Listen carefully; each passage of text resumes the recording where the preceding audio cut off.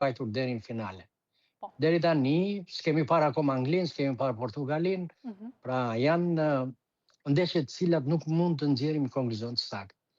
Patjetër, janë dhe vetëm sfidat e para në fakt që luhen në këtë raund të parë të nisjes të kompeticionit, megjithatë patjetër që pikët janë shumë të rëndësishme për ekipet, kështu që ekipet e traditës nuk do t'i zhgënjejnë tifozët, sidomos përballë ekipeve të vogla, siç e theksuam dhe në fillim, është zgjeruar ky kompeticion, vendet aziatike, po dhe Japonia, pra që se e përmendim se disa e keni ndjekur, duket sikur po na surprizojnë, apo jo?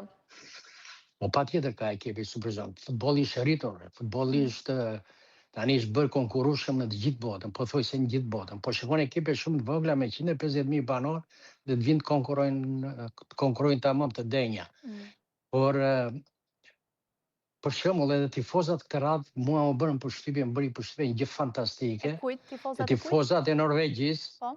me Halanin, cilin bënin një anije me vela, që bënin vela. Do me thënë vela tregonin do vemi deri do ta kalojmë oqeanin. Pra një gjë simbolike të bën, domethënë janë diçka të bukura tek që bien dhe tifozat që këtë kampionat botror ta bëjnë akoma më të bukur e me shikueshmëri, me kërshëri. Po, se janë shumë kultura të cilat vjen tashmë në një pikë në një qendër të vëmendjes fakti gjithë bota me sytur nga botrori, pavarësisht se këtu në Shqipëri ndoshta edhe zhvillimet politike, por edhe momenti se si zhvillohen ndeshjet, një pjesë e ndeshjeve zhvillohen shumë herët në mëngjes, por e pamundur për të evituar për aq kohë sa luhet në një kontinent tjetër dhe duhet të thënë për herë të parë në 3 shtete të ndryshme, SBA, Meksik, Kanada. Më e mirë kështu, është më e bukur kështu, sepse futbollin duhet ta gëzojnë të gjithë.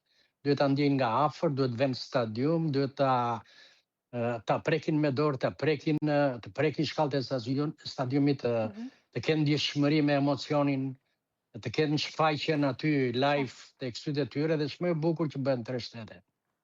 Atëherë, nëse do ndalemi pak te ekipet e traditës ose ato ekipe kombëtare të cilat i shohim edhe si pretendente kryesore,